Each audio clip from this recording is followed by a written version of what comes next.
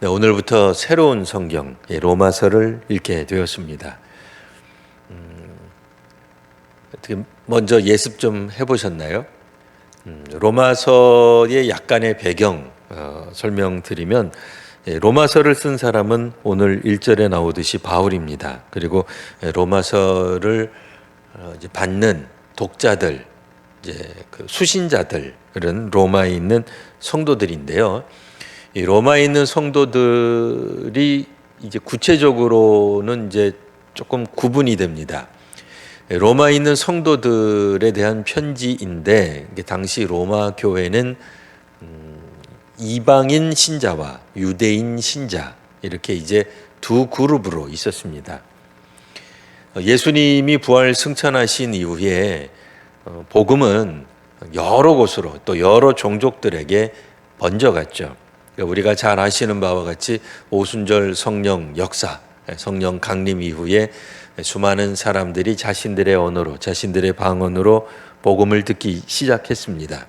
그러다가 박해가 일어나서 각지 자기의 살던 곳, 자신들이 원래 있던 곳, 혹은 고향 땅, 장사하러 등등으로 온갖 곳으로 흩어지게 되죠. 자, 그런데 이제 우리가 상상할 수 있는 것처럼 교회는 유대인들로만 구성된 게 아니라 이방인들이 있었습니다. 실제로 로마에도 유대인 그리스도인, 유대인 신자와 이방인 신자, 그러니까 비유대인이죠. 유대인이 아닌 비유대인 신자, 곧 이방인 신자, 외국인 신자 이렇게 있었는데요. 이 유대인들 사이에서도 이제 갈등이 좀 심하게 됐습니다. 왜냐하면 유대인들 가운데서도 예수 믿는 사람이 있고 안 믿는 사람, 물론 안 믿는 사람이 훨씬 더 많았죠.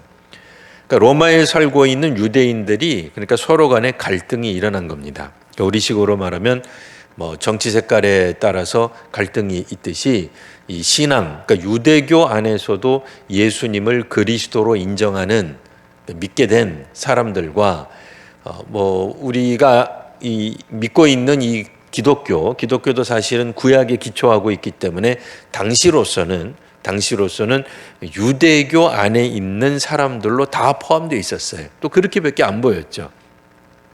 근데 예수님을 그리스도로 인정하지 않는 유대인들 사이에 아무래도 크고 작은 갈등이 있게 됩니다.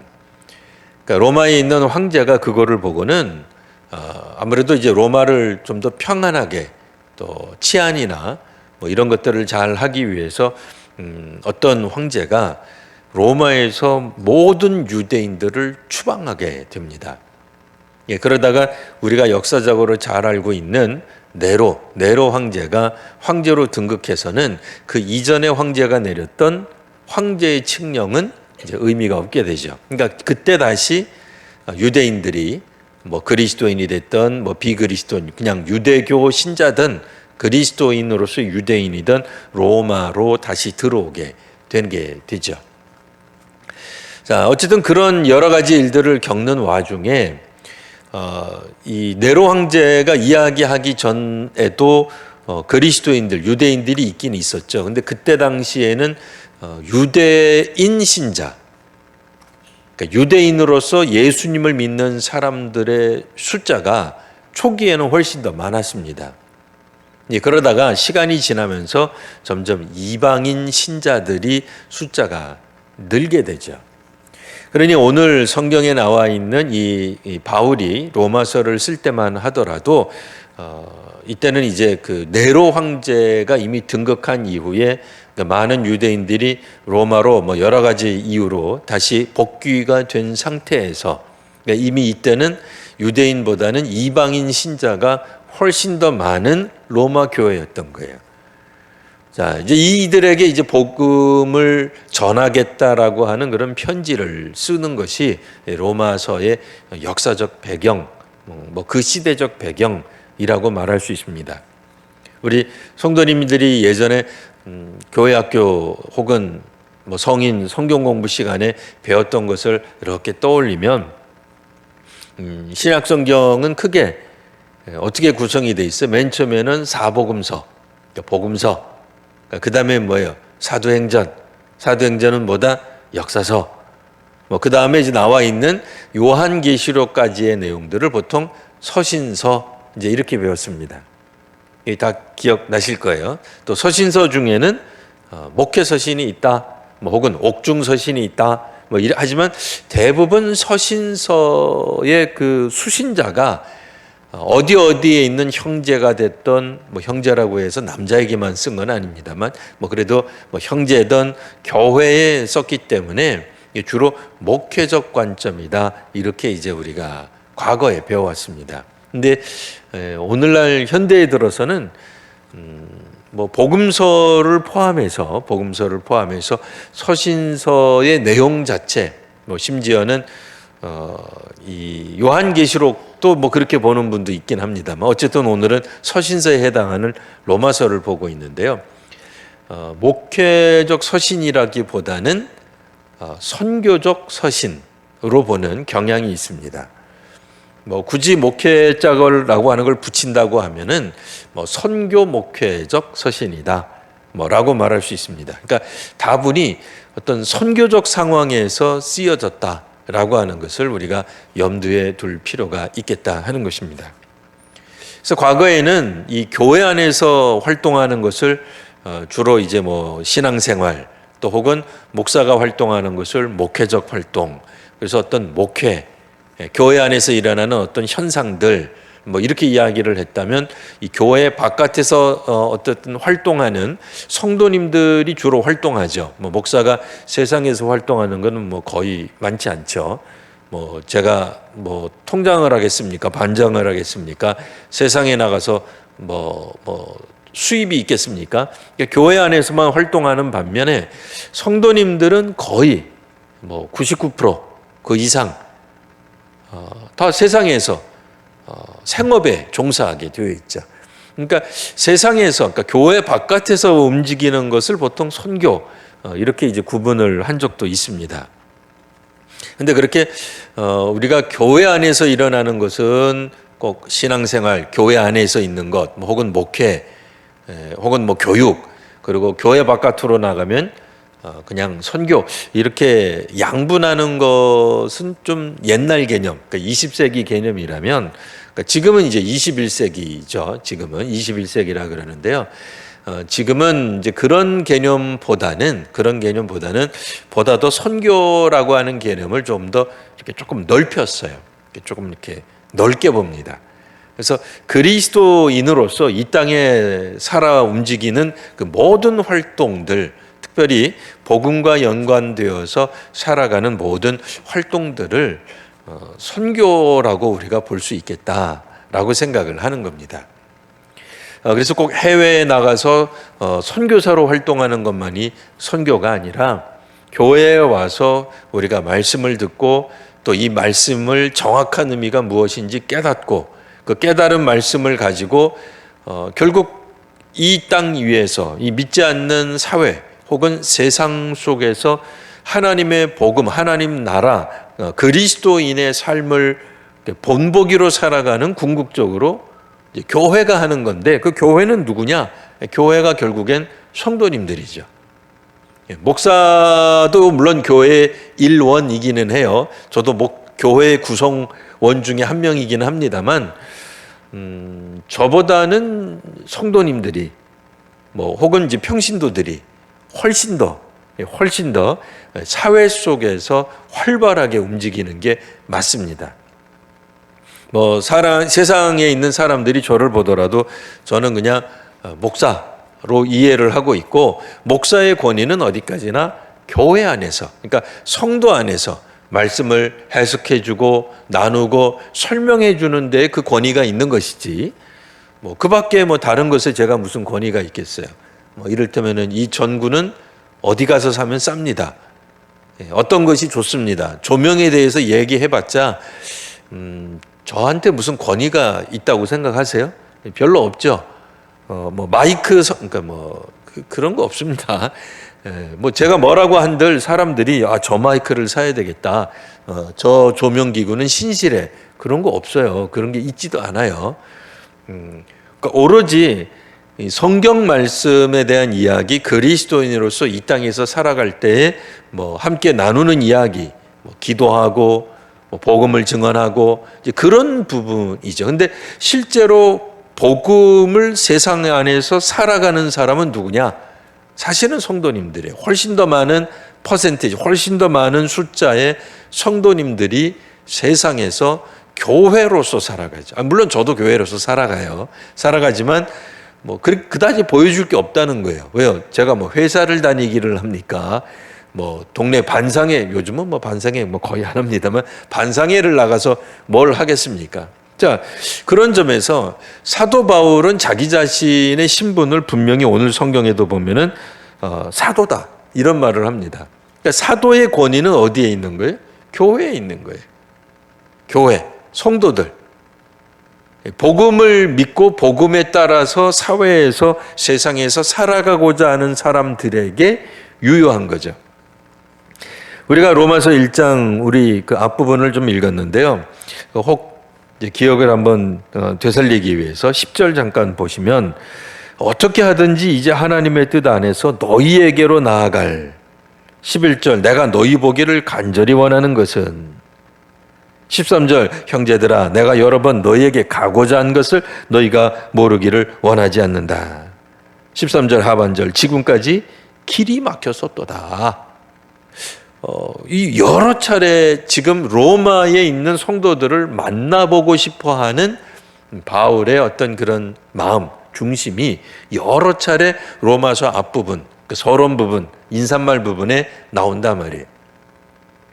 그럼 이제 우리가 궁금해질 수밖에 없어요. 그럼 사도 바울이 사도가 왜 로마에 있는 교인들을 이렇게 만나보고 싶어 했을까?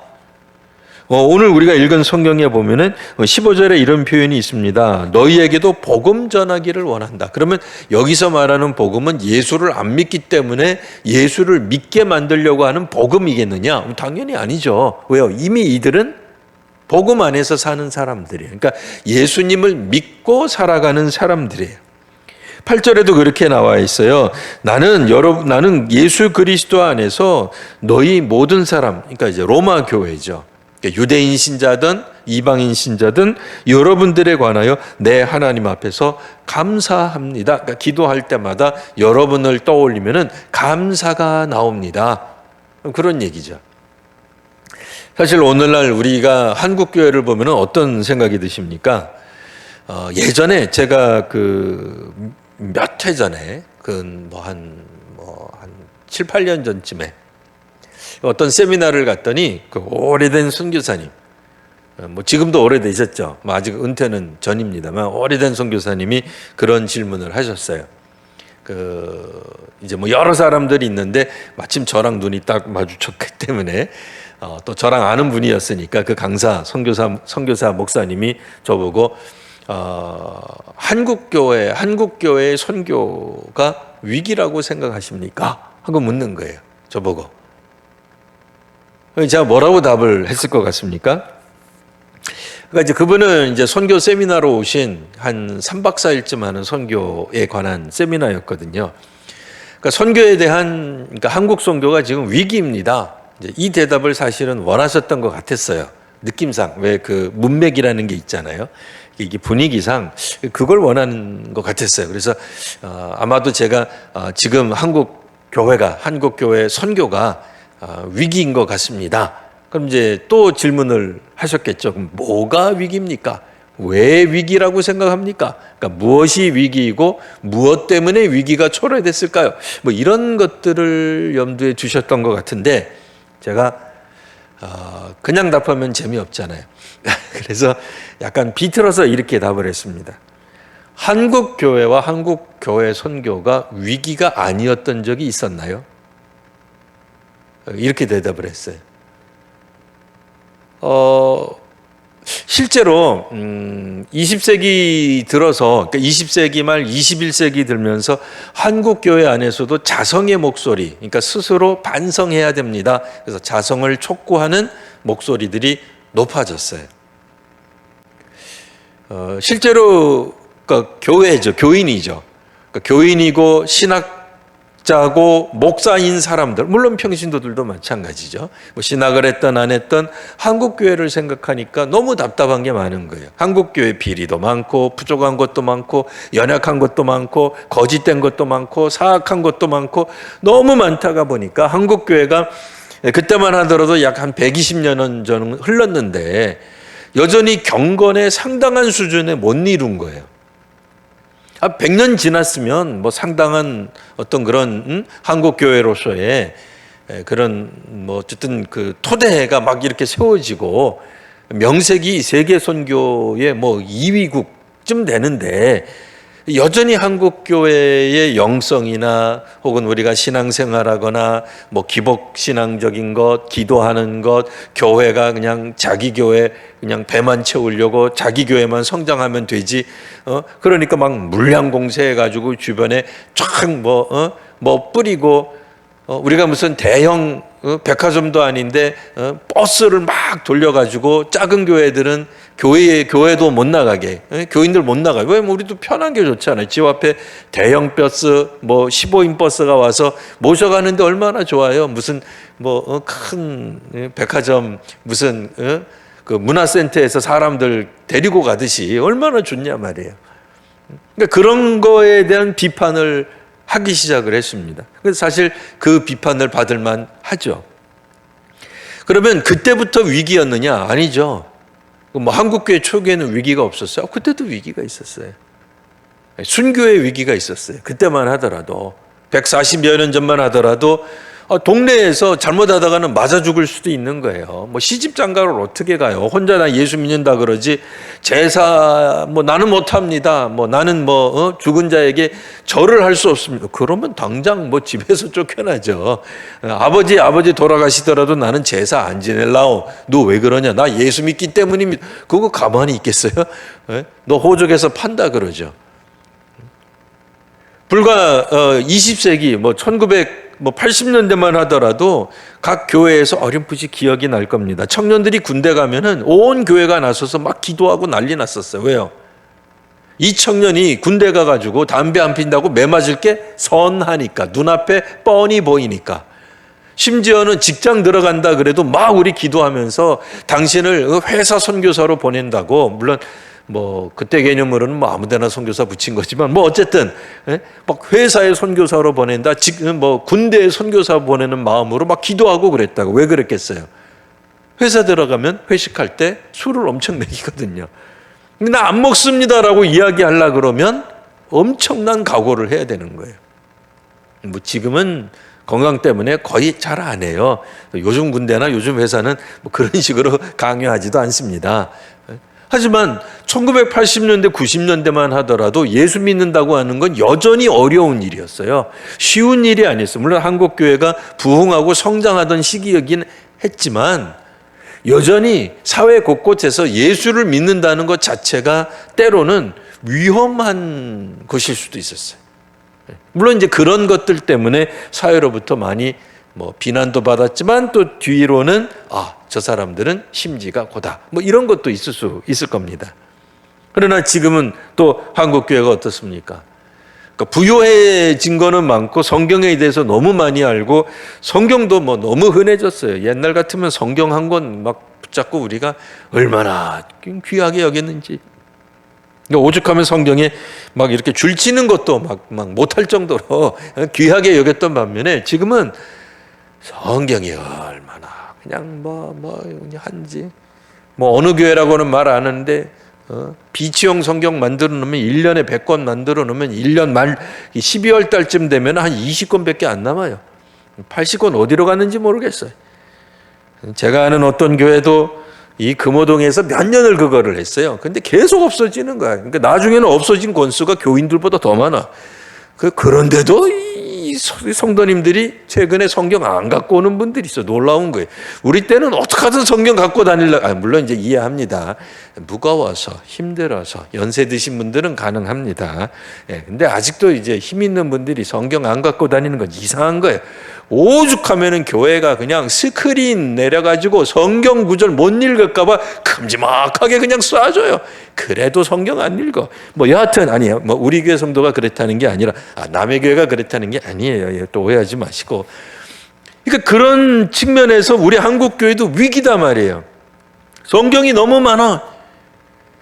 90년대, 2000년대만 하더라도 우리가 해외여행이 자유화되면서 막 중국에 갈 때 어떤 이들은 중국어로 된 성경 막 이렇게 막 가면서 막 중국 공안에 걸리면 막 뺏기고 추방당하는데도 성경을 그냥 귀하게 여기고 가지고 들어갔어요. 왜요? 중국 성도들 어떻게든 한 사람이라도 만나면 성경 전해주려고. 그죠? 진짜 우리 그랬잖아요. 근데 지금은 뭐 성경, 우리 한국처럼 성경이 그냥 뭐 심지어는 뭐 핸드폰으로 깔아도 되는 나라예요. 근데 중동에서 핸드폰 여기다 깔겠어요? 중국에서 그러겠어요? 북한에서 그러겠어요? 우리가 성경이 너무 많아요.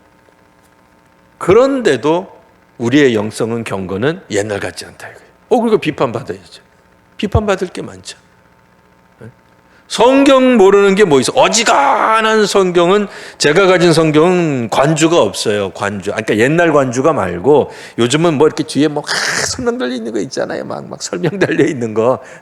뭐 가나안, 그럼 가나안은 뭐 몇 킬로서 쭉 설명 나오는 것들이 있어요. 그래서 목사가 저도 그래서 설교할 때는 이제 가나안이 어떻고 얘기 안 해. 왜? 잘못하면 틀리고 성도님들이 딱 보고 목사님 틀리게 얘기했는데요. 예루살렘은 몇 킬로쯤 떨어져 있는데 저보다 더 잘 알아. 이거 다 나와 있다고. 그러니까 몰라서 못 믿는 게 아니에요. 지식이 없어서 못 믿는 게 아니에요. 지식은 너무나 많아. 풍부해. 저는 예루살렘 한 번도 못 가봤다 그랬는데 우리 보아하니 성도님들도 안 갔다 왔어요. 근데 어떤 교회 성도님들은 아예 단체로 갔다 와서 뭐 어떤 분들은 뭐 5번 갔다 왔습니다. 저는 한 번도 안 갔다 왔다니까요. 그러니까 성경 지리에 대해서는 어떤 목회자들보다도 어떤 성도님들은 훨씬 더 많은 지식과 지혜를 가지고 있단 말이에요. 근데 한국교회 선교가 어때요? 위기죠. 지금도 여전히 위기죠. 한국 선교도 마찬가지고 한국교회 선교도 마찬가지고. 자, 그러면 이때 당시 그건 한 2000년 전이잖아요. 2000년 전에 로마에 있었던 이 교회들은 어떤 문제가 있었겠는가? 이제 그 부분을 우리가 이제 살펴보는 것이 로마서를 읽는 중요한 관점, 포인트가 되겠다 하는 겁니다. 그러니까 왜 바울이 이렇게까지 나는 로마에 있는 당신들을 보고 싶습니다, 그 얘기를 계속 하고 있는 걸까? 미리 이제 힌트를 드리면, 왜냐면 이제 금요일에 오셨기 때문에 주일에 오는 분들한테는 안 알려줄 수도 있어요. 금요일에 오셨기 때문에 미리 이제 로마서를 읽을 때에 어떤 염두에 둬야 되는 것 중에 하나가 뭐냐면, 바울은 사실 이때만 하더라도 오늘날 개념으로 스페인에 선교를 가고 싶어 했어요. 스페인 선교에 대한 비전, 마음, 계획이 있었어요. 그럼 스페인에 가려면 그냥 갑니까? 못 가죠. 누군가가 후원해 줘야 될 거 아니에요. 기도도 후원해 줘야 되고 물질로도 후원해 줄 수 있는 사람들이 필요했던 겁니다.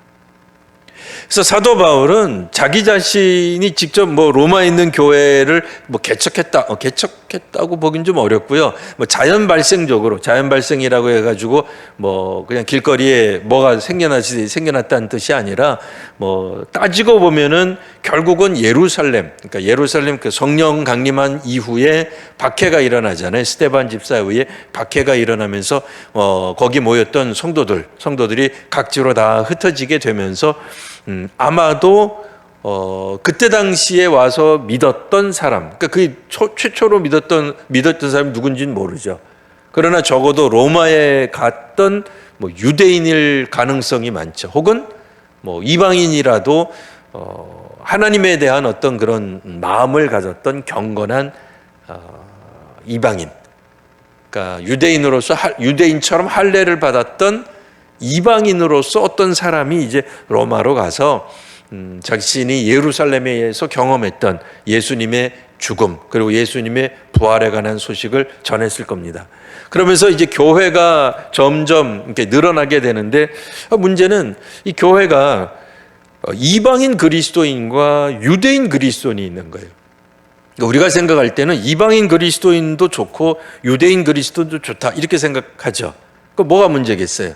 하나도 문제가 될 거 없잖아요. 지금 우리 교회에 뭐 그렇지는 않겠습니다만 예를 들어서 중국인인데 한국어 잘하는 사람이 와서 앉아 있다. 베트남 사람인데 한국말 되게 잘해서 우리 가운데 앉아 있다.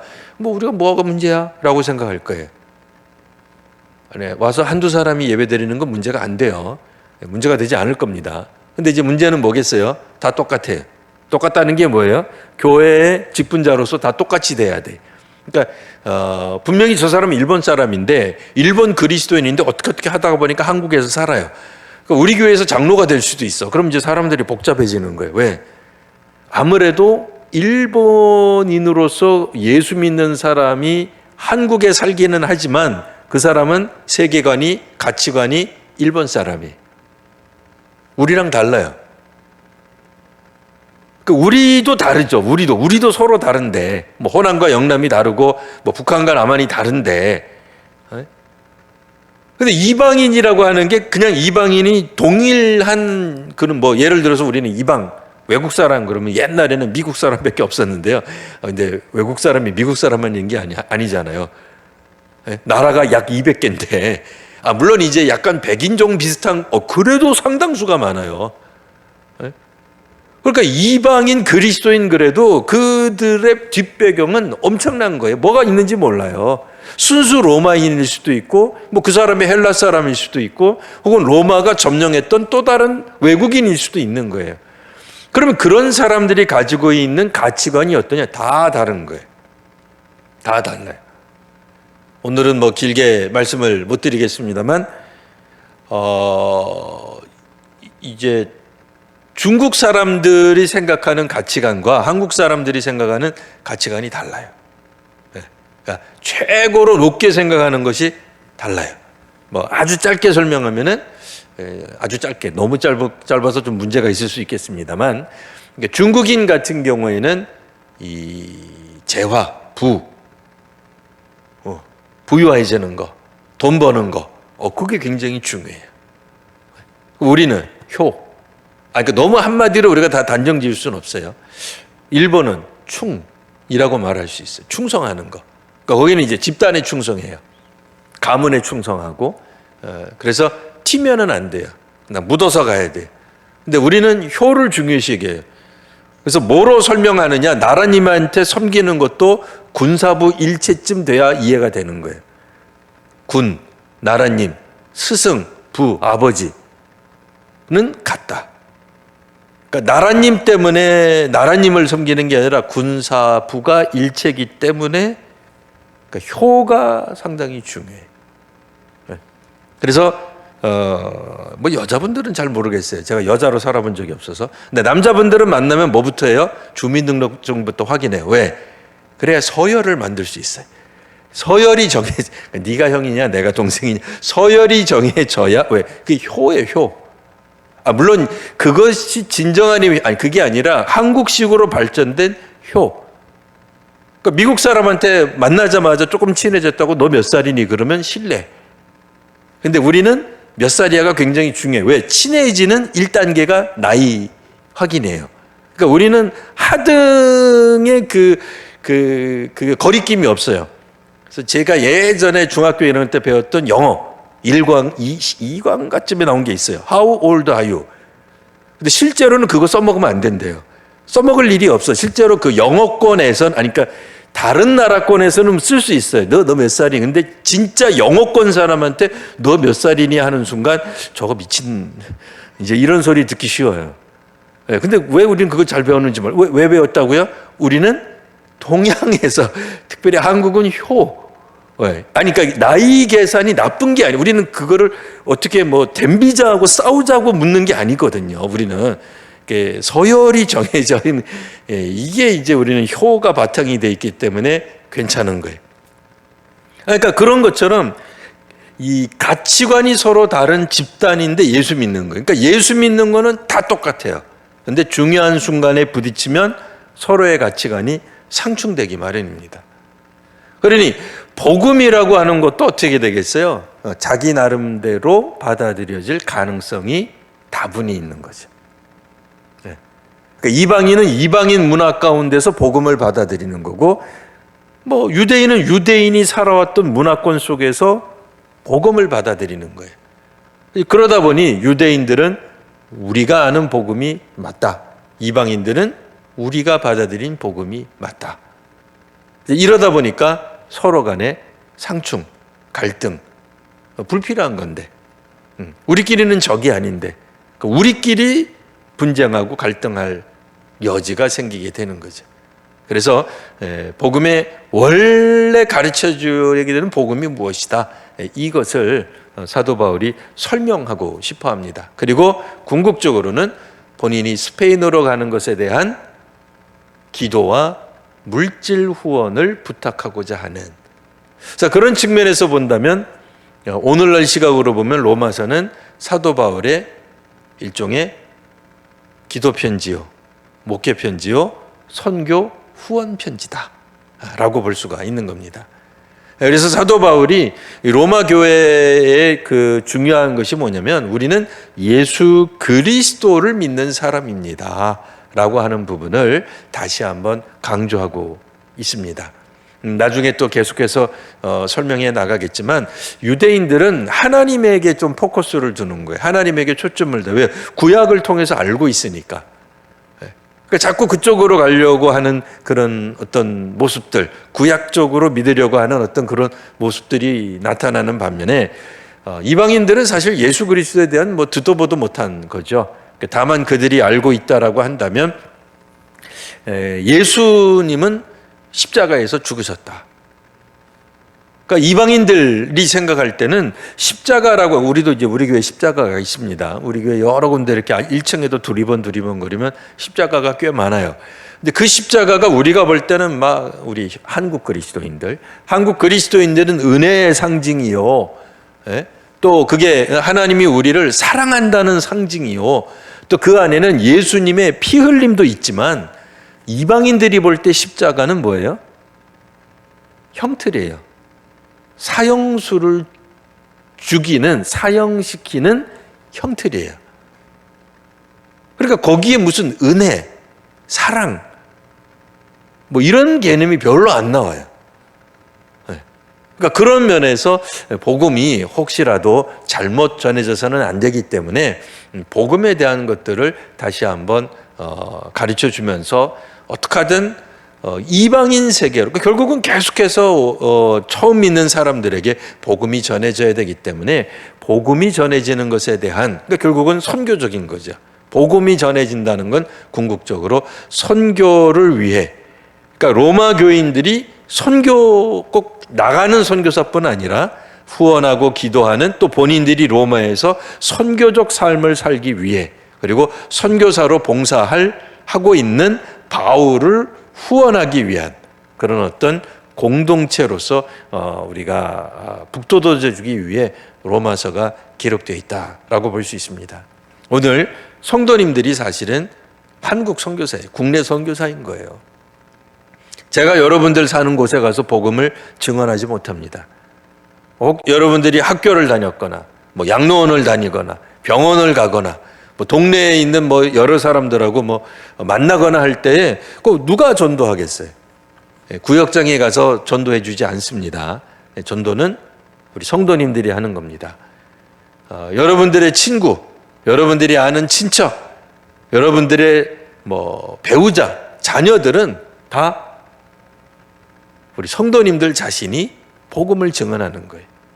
저랑 친하면 제가 어떻게 대신 해드리겠는데, 그거 쉽지 않습니다. 뭐 불가능합니다. 초등학교에 제가 들어가려 그러면 막습니다. 학부모도 아니기 때문에 못 들어갑니다. 제가. 그러니까 초등학교에 가서 복음을 증거할 수 있는 사람은 초등학교 선생님, 아니면 학부모, 아니면 누구? 초등학생, 학생이 들어가는 거예요. 군대에 들어가서 복음을 증거할 수 있는 사람은 누구예요? 군인, 장교, 뭐 장교도 군인이에요. 그다음에 이제 면회 가는 사람, 근데 면회는 잠깐 면회만 하고 가야지. 거기서 뭐 어떻게 전도를 하겠어요? 그러니까 군대에서 전도할 수 있는 사람은 군인 신분 외에는 없어요. 회사도 마찬가지예요. 회사원이 아닌 이상 그 회사 안에 들어갈 수가 없어요. 놀랍게도 오늘날에는 사실 다 폐쇄된 공동체예요. 근데 그 안에 들어갈 수 있는 사람들이 있어요. 아파트도 요즘은 전도 못해요. 그냥 왜 전도 못하죠? 옛날 아파트는 그래도 할 수 있어요. 근데 요즘 만든 고급 아파트는 들어가려 그러면 일단 경비 아저씨가 맞고요. 차 타고 들어가려 그래도 뭐 눌러야지 이게 올라가고요. 맨 앞에 들어가서 뭘 눌러야 아니면 뭘 대야 이 아파트 그 문이 열릴 거 아니에요. 들어갈 수가 없어요. 옛날처럼 벨 누르고 누구세요? 저 앞에 있는 교회에서 왔는데 그러면 어떻게 하죠? 대번에 아파트 관리소에서 연락이 오죠. 잡상인은 나가주세요. 그거 큰일 납니다. 그 안에 사는 사람, 그 공동체에 있는 사람만이 복음을 전할 수 있어요. 그래서 좀 이상한 얘기지만 목사는 전도를 잘 못해요. 할 방법이 거의 없어요. 아니, 할 수는 있는데 많지 않아요. 그러니까 성도님들에 비하면 극히 소수예요. 극히 일부예요. 그냥 불특정 다수를 향한 길거리 노방 전도는 가능할지 모르지만 요즘은 뭐 아시잖아요. 뭐 강남에서 애들한테 머리에 좋다는 뭐 이렇게 드링크 나눠줘가지고 그게 마약이니 뭐니. 그래서 요즘은 교회에서 바깥에 지나가는 사람 이렇게 막 아무거나 주면 사람들이 안 받아가요. 뭐 줄 수도 없어요. 뭐 드링크 주면 저 속에 뭘 탔는 줄 알고. 그러니까 복음을 효과적으로 증거할 수 있는 사람은 앉아 계신 분들, 혹은 나중에 이 유튜브를 통해서 제 설교를 함께 나눌 수 있는 분들. 실질적으로 성도님이 곧 교회예요. 물론 저도 교회의 한 구성원이고 한 축이긴 하지만 숫자로 보면 99%는 성도님들이에요. 그러니까 한국 교회를 비판할 수 있어야 되고 한국 교회가 자성 능력이 있어야 된다고 저도 확신합니다. 그런데 여기서 말하는 한국 교회는 궁극적으로 우리들 자신이에요. 그렇잖아요. 조직체로서의 교회가 아니에요. 공동체로서의 교회가 뭘 얼마나 사악하겠어요. 결국은 그 교회는 개개인들이에요. 그러니 이 개개인들이 복음 위에 서는 일, 선교적 삶을 사는 일이 정말 중요합니다. 그래서 약 한 달 동안 우리가 이제 로마서를 읽게 될 터인데 꾸준히 우리 매일 성경에 따라서 우리 주보에 보면은 오늘 본문은 어딘지 다 나와 있습니다.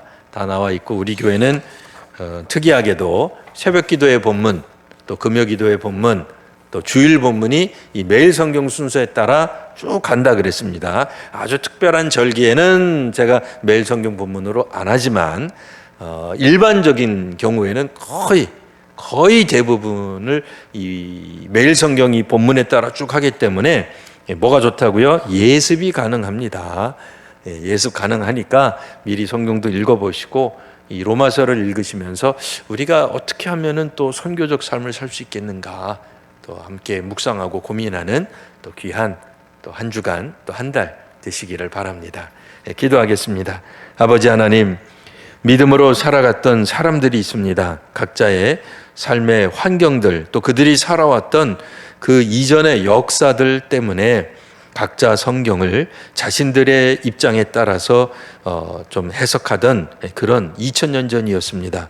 사도 바울께서 이제 로마에 있는 성도들에게 복음에 대해 증언하며 복음에 대해 함께 나누며 함께 연구함으로 정말 하나님이 원하시는 예수 그리스도의 제자로서 살아가는 선교적 삶에 대해 함께 나누고자 했습니다. 오늘 저희도 이 로마서를 읽으며 이 시대 21세기를 살아가는 저희들이 정말 선교적 삶을 살아갈 수 있도록 하나님 은혜를 더하여 주시고 깨달음도 더하여 주옵소서.